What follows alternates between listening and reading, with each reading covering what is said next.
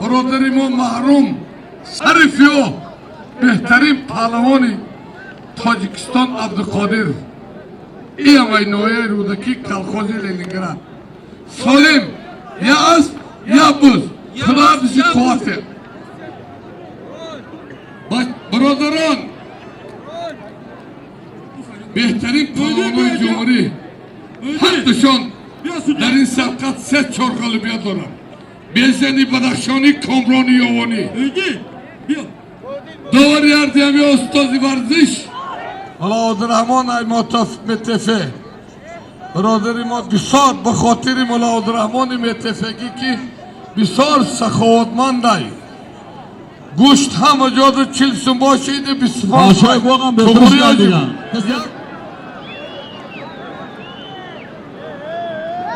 فرهاد سفرالیف هست فرهاد سفرالیف کلاب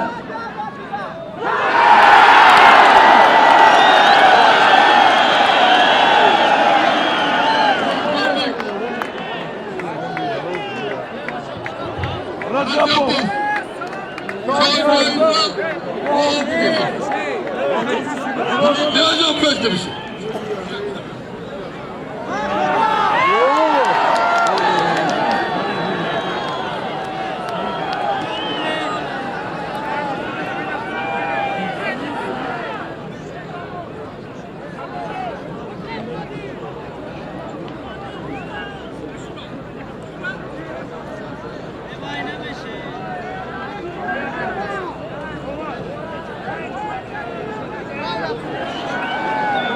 Düğümün şu caize girifte şu.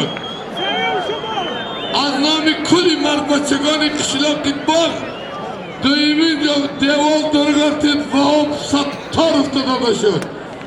Şah caize apel kilit süparide şeva.